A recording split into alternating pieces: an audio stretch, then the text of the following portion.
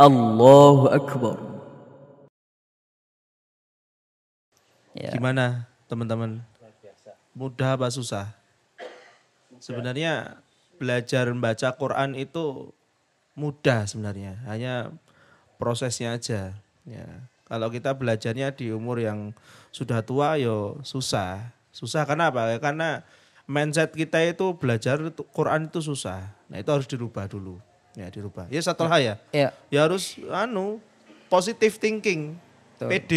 Aku iso ngaji gitu ya. Betul. Terus kemudian kalau sudah positive thinking, setelah itu tinggal ikhtiar, latihan. Ya. Berguru, datang ke tempat Satolha. Satolha ini ada kajian Ada rutin ya. Ya, Di mana, Ustaz? Jumat, ba'da maghrib sampai sholat isya di Masjid Ma'wa Al-Awabin dekat Underpass Makam Haji. Ya. Di situ semua kalangan umur ada di situ dari anak. Nah, anak sampai orang tua umur 7 bulan ada. Ya, Masya Allah. Tapi khusus ikhwan dulu nih. Ya. Khusus ikhwan, Ya. Ma'wa Al-Awabin, Mm-mm. Makam Haji. Silahkan teman-teman yang ingin belajar Quran lebih dalam, ya, datang ke Masjid Ma'wa Al-Awabin bersama Satolha nanti. Ya. Dan juga para asatid Wahatul Ya. Quran ya, Ustaz ya. Ya. Ya. Atau bisa datang juga ke Masjid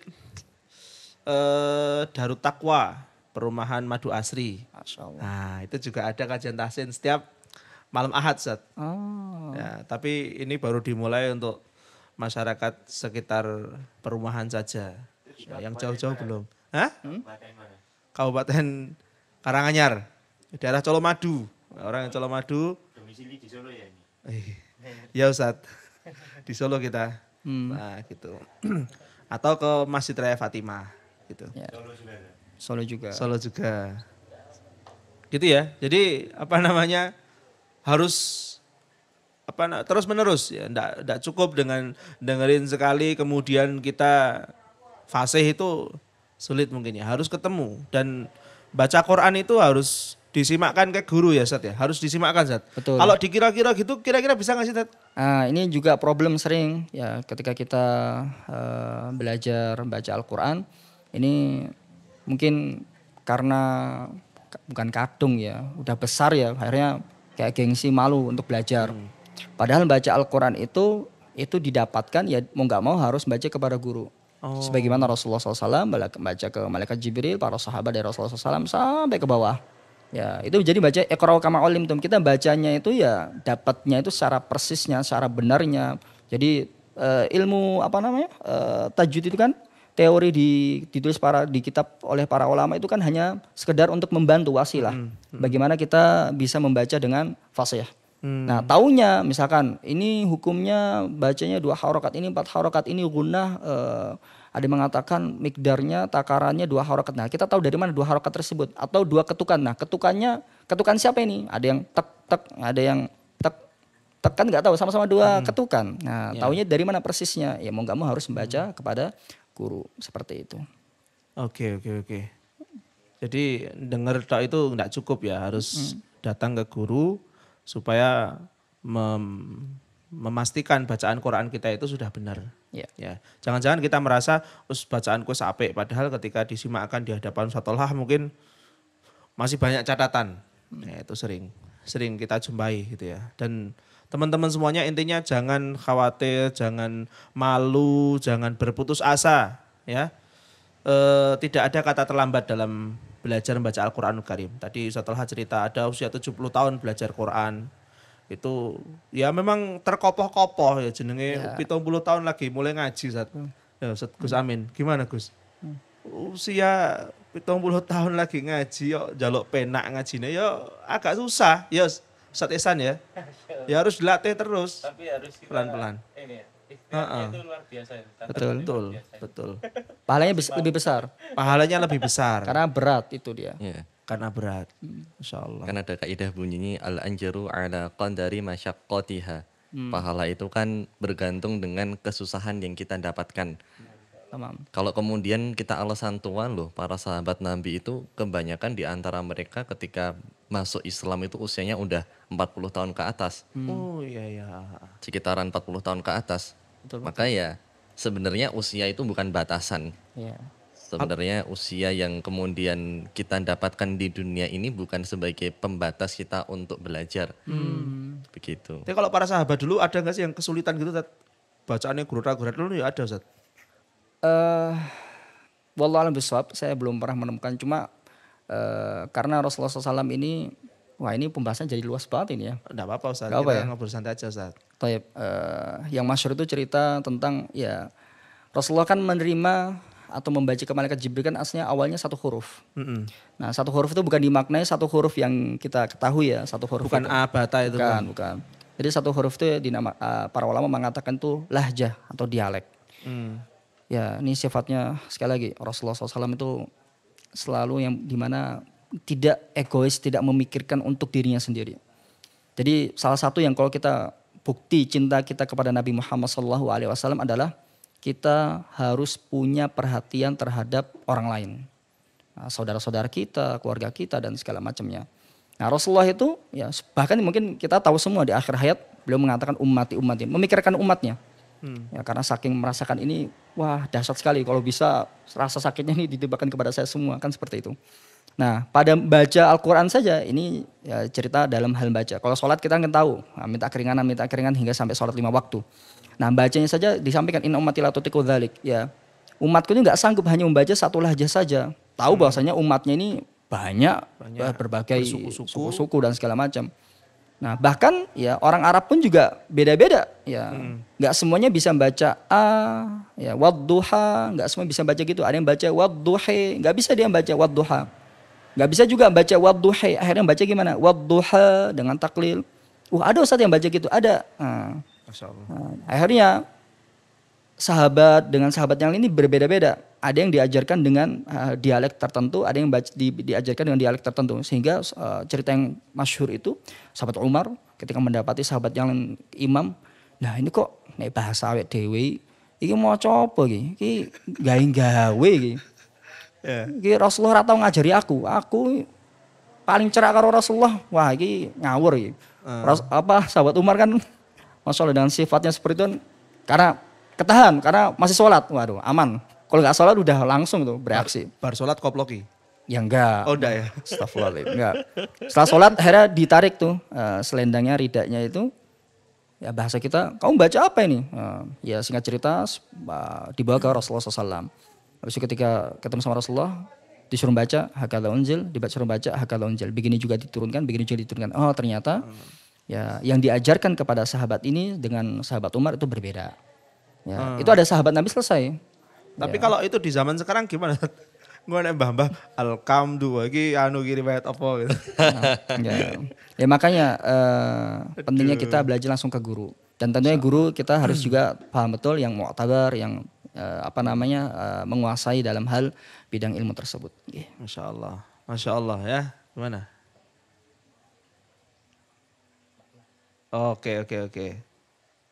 Teman-teman yang dirahmati Allah Subhanahu wa taala, tadi sudah bahas panjang lebar ya bagaimana cara membaca ta'awud. Insyaallah kapan-kapan kita bahas lebih dalam lagi, tidak hanya di ta'awud tapi masuk ke pembahasan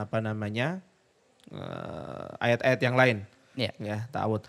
Nah, kita berbicara tentang ta'awud.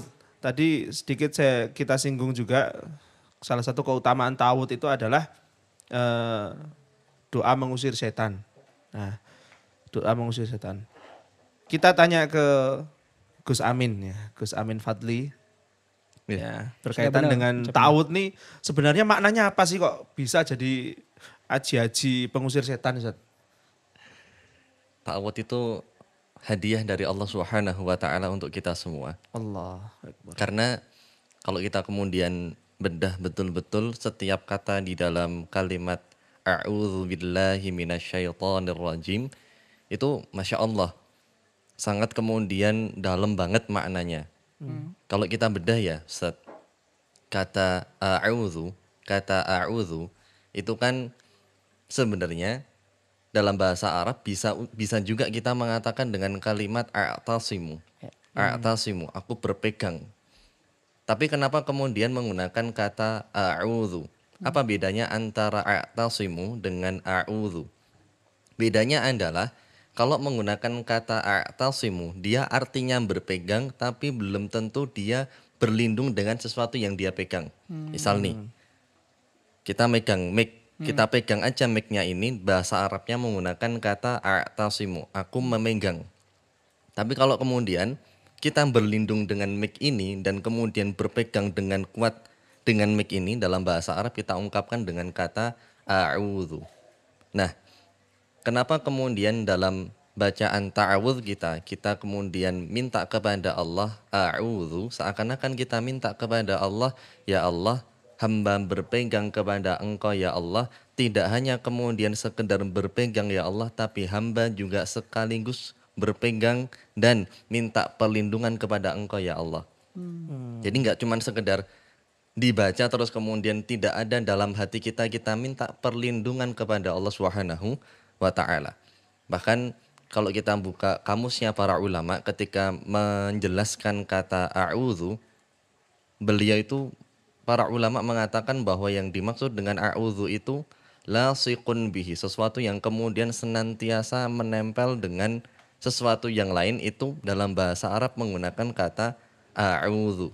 Aku nempel kepada sesuatu tersebut. Seakan-akan kemudian kita minta kepada Allah, ya Allah, hamba kalau tidak menempelkan diri hamba kepada Engkau, tidak kemudian mengikatkan diri hamba kepada Engkau ya Allah, maka hamba bukan apa-apa ya Allah. Allah. A'udzu. Masya Allah. Terus kemudian setelah kita minta kepada Allah dengan kalimat a'udzu, kita minta kepada Allah dengan nama yang kemudian mencakup seluruh asmaul husna ya Allah Subhanahu wa ta'ala. Kan kita mintanya a'udzu billah. Aku berlindung kepada Allah. Kenapa kemudian tidak menggunakan kata Rabb atau kemudian dengan asmaul husna yang lainnya? Karena kata Allah menurut para ulama Ustadz, kata Allah itu adalah ismun lin jami'i sifatihi. Adalah kemudian sebuah nama yang digunakan untuk mewakili seluruh asmaul husnanya Allah Subhanahu wa ta'ala. Seakan-akan kemudian kita minta kepada Allah, ya Allah, dengan seluruh asmaul husnamu itu ya Allah, dengan asmaul husnamu ar-Rahman, ar-Rahim, al-Malik, sampai kemudian 99 asmaul husna itu ya Allah, aku minta perlindungan dan berpegang kepada Engkau ya Allah. Masya Allah. Jadi nggak cuma sekedar kita minta kepada Allah terus kemudian besoknya maksiat. Tapi kita minta betul-betul kepada Allah itu dengan hati yang terdalam bahwa kita sadar kita nggak mampu untuk ngapa-ngapain, tapi kita minta pertolongan kepada Allah Subhanahu wa ta'ala. Bongkotan pasrah gitu ya. Betul. La malja'a illallah. Nggak ada kemudian tempat untuk berlindung kecuali Allah Subhanahu wa ta'ala. Itu makna a'udzubillah. Nah, seharusnya orang-orang itu kalau sudah baca ta'awudz tuh nggak boleh takut sama yang lain gitu ya. Harusnya makanya. Harusnya. Tapi mlebu kuburan, a'udzubillahi minasyaitonir bayangannya iki pocongan jedul. Harusnya. Nah, iki itu mungkin belum memaknai dalam Ustaz ya. Betul. Jadi ketika orang kemudian merendahkan dirinya betul-betul di hadapan Allah Subhanahu wa ta'ala, maka tidak ada yang kemudian dia takuti kecuali Allah Subhanahu wa ta'ala. Maka ada filosofi yang indah di dalam sholat Ustaz. Filosofi yang indah dalam sholat itu kenapa ketika kita sujud kepada Allah, justru malah Nabi SAW mengatakan sebaik-baik kedekatan hamba dengan Rabbnya adalah wahwa sajidun. Bahwa hamba itu sedang sujud. Para ulama itu menjelaskan seakan-akan menunjukkan bahwa semakin kita merendahkan diri kita kepada Allah, maka semakin juga kita dekat kepada Allah Subhanahu wa ta'ala. Semakin kita dekat kepada Allah, maka kata Nabi fa'aksirut du'a, maka kemudian perbanyaklah untuk berdoa kepada Allah. Karena tadi ketika kita sudah betul-betul merendahkan diri kita di depan Allah, maka dagingannya pusat. Ini dia. Dekingan tenanan. Dengan cara? Dengan cara berta'awud tadi. Oh, iya, makanya kan judul konten kita adalah lu bisa ta'awud, lu punya kuasa. Waduh. Lo Dengan bisa memaknai. Lo baca ta'awudz backinganmu Gusti Allah. Tapi realitanya tadi baca ta'awud tapi Melayu doi. Mau ta'awud jek wedi karo menungso. Nah, Masyaallah. harusnya ketika kita membaca ta'awudz, ketika kemudian kita membaca Al-Quran, terus kemudian kita memasuki tempat yang asing untuk kita, ya sudah, nggak ada yang kemudian kita takuti kecuali Allah Subhanahu wa Ta'ala. Karena kita minta pertolongan kepada Allah dari godaan setan yang terkutuk, asyaiton. Asyaiton dari kata syaitona. syatona. Syaitona itu artinya ba'uda, sesuatu yang sifatnya menjauhkan. Kenapa kemudian setan disebut dengan syaitan dalam bahasa Arab? Karena pertama setan itu terjauhkan dari rahmatnya Allah Subhanahu wa Ta'ala, dan yang kemudian kedua adalah sifatnya setan itu senantiasa membuat kita jauh dari Allah Subhanahu wa Ta'ala. Ya, setan, iblis, demit itu sama atau beda Tat? Nah ini, syaitan itu adalah segala bentuk makhluk hidup yang dia bermaksiat kepada Allah, maka dia disebut sebagai syaitan atau syaitan dalam bahasa Arab. Karena Quran surat Al-An'am, Allah Subhanahu wa Ta'ala mengatakan asyaitan minal jins wal ins. Setan itu juga ada dari jin dan juga ada dari manusia. Barangkali ini yang nonton juga ada jin atau kemudian Insaf. Insaf tapi insaf. insaf. Ya. Kalau iblis beda lagi Ustaz ya? Kalau iblis itu adalah ketika kemudian jin itu bermaksiat kepada Allah, amba wastakbar, dia kemudian sombong dengan apa yang dia punya, maka kemudian disebut sebagai iblis. Iblis itu juga sifat. Aslinya makhluknya Allah itu ya jin dan manusia, malaikat dan kemudian makhluk-makhluk yang lainnya. Ketika kemudian jadi iblis, ya berarti dia adalah makhluknya Allah yang kemudian punya rasa kesombongan tadi. Amba wastakbar wa kana minal kafirin. Manusia iblis ada datang. Iblis. Loh, jare anak-anak SCG itu kebanyakan penyembah iblis. Fan MU. Wah iya. Ampun. Aduh. Aku ora mudeng nek wis. Gak paham. Teman-teman Ica itu ya. Gak paham. Kalau di pondok ada, Gus. Nggak tahu itu namanya apa. Termasuk iblis atau setan juga. Biasanya kalau habis sholat isya, halaqah itu kan pada ngaji. Nah, yang ngajak ngobrol itu apa namanya? Udah pengen, apalagi yang tertinggal itu. Itu namanya apa itu? Ya itu tadi. Al-yuwaswis. Syaitan Tat, menjauhkan dari rahmat Allah Subhanahu wa Ta'ala. Takutnya gini, ya. Tadi memaknai, wah ini pengganggu ini. Terus dia ta'awud, tersinggung gimana? Wallahu a'lam. Rawani aku. Ya bisa jadi itu apa namanya watak atau sifatnya iblis itu ada pada yang ganggu gitu Iya, kan. berarti nggak apa ya? Ya nggak apa-apa, menurut saya nggak apa-apa Ustaz ya. Gus nggak apa-apa no. A'udzubillahi minasyaitonir rajim gitu. Tuh kita sholat gitu. Fokus kita terganggu, mungkin mikir yang lain itu ada syariat untuk kemudian baca ta'awudz. Ta'awudz, ya 3 kali. Tat, diunjuk nih Tat. Oh iya. Oh iya. Siap-siap Siap. tenun. Sampai lupa ada minuman. Ya. Gitu. Jadi ya sedalam itu Ustaz, artinya ketika kita minta kepada Allah dengan kalimat ta'awudz itu enggak sekedar kita baca dan kemudian kita enggak paham maknanya. Makanya kan fa idza qara'tal Qur'an fasta'idz billah. Kalau kemudian engkau membaca Al-Qur'an fasta'idz billah. Maka kemudian mintalah tolong kepada Allah, mintalah perlindungan kepada Allah Subhanahu wa Ta'ala. Para ulama ketika menjelaskan ayat ini indah banget Ustaz. Kenapa ayatnya berbunyi fa idza qara'tal Qur'an fasta'idz billah. Kalau kemudian engkau membaca Al-Qur'an, engkau harus minta tolong kepada Allah. Padahal ini ibadah. Padahal ini ibadah, tapi justru kita diminta untuk kemudian minta tolong kepada Allah.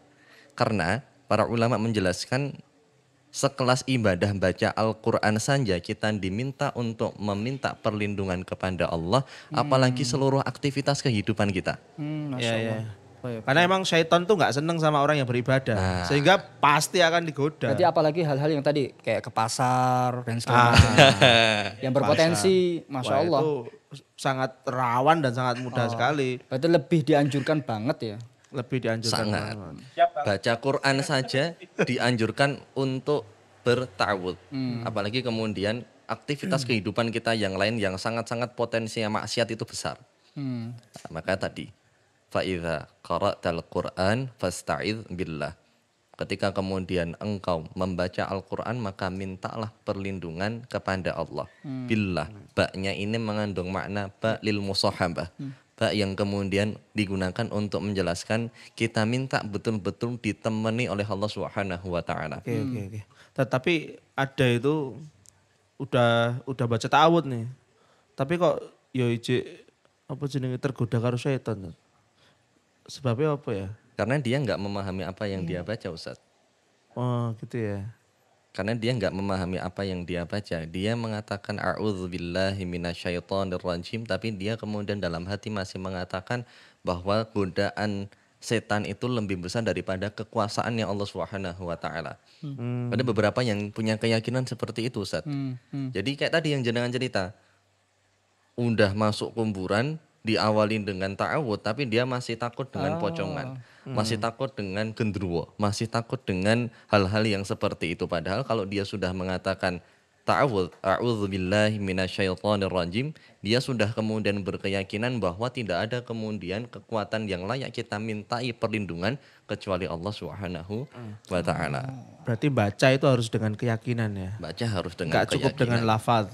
Loh itu makanya ketika kita berislam pertama kali dengan kalimat yang menunjukkan bahwa kita yakin asyhadu alla ilaha illallah. Karena Islam ini kan dibangun dengan kalimat fa'lam annahu la ilaha illallah. Pelajarilah, ilmuilah bahwa tiada Tuhan selain Allah Subhanahu wa taala.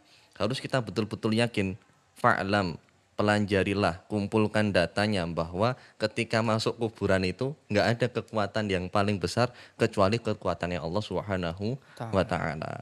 Masya Allah. Berarti baca ta'awud tuh tidak hanya ketika pas membaca Quran tok ya, tapi dalam kehidupan sehari-hari pun juga kita harus sering-sering juga baca ta'awud ya. Betul itu. Baca ta'awud. Ini salah satu bentuk kita ini tawakal sama Allah Subhanahu wa taala. Sahih. Nyandarkan semuanya kepada Allah Subhanahu wa taala.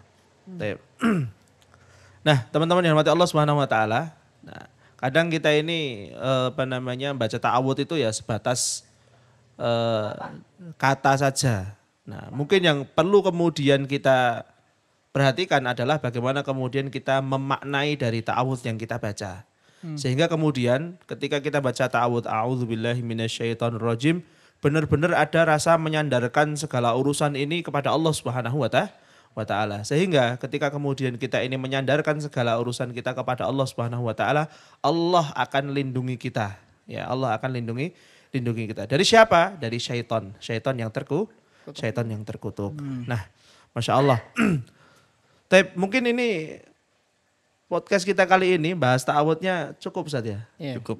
Mungkin ada yang mau ditambahi setelah Gus Amin? Mungkin ada sedikit Ustaz. Ya. Menambahi apa yang beliau sampaikan tadi ya, ketika Allah Subhanahu wa taala berfirman dalam Quran surat Al-Muzammil, warattilil Qur'ana tartila. Kata Imam Al-Alusi dalam tafsirnya beliau Ruhul Ma'ani, beliau mengatakan membaca Quran dengan tartil itu bacaan yang balighan, bacaan yang kemudian sampai ke hatinya orang lain, bihaitsu yatamakkanus sami'u. Dengan cara apa? Dengan tanda seperti apa? Dengan tanda bacaan itu benar-benar terdengar oleh orang yang mendengarkannya.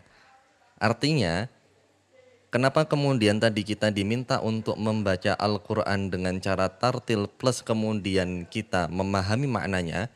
Karena ketika kemudian kita membaca Al-Quran, terus kemudian tidak dibaca dengan tartil, maka nggak ada nilai dakwahnya Ustadz.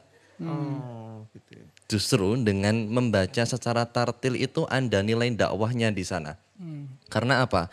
Karena setiap huruf di dalam Al-Quran itu dia punya kekuatan masing-masing. Makanya orang-orang Arab ketika mengatakan perkataan itu indah banget dengan kalimat kalaman balighah.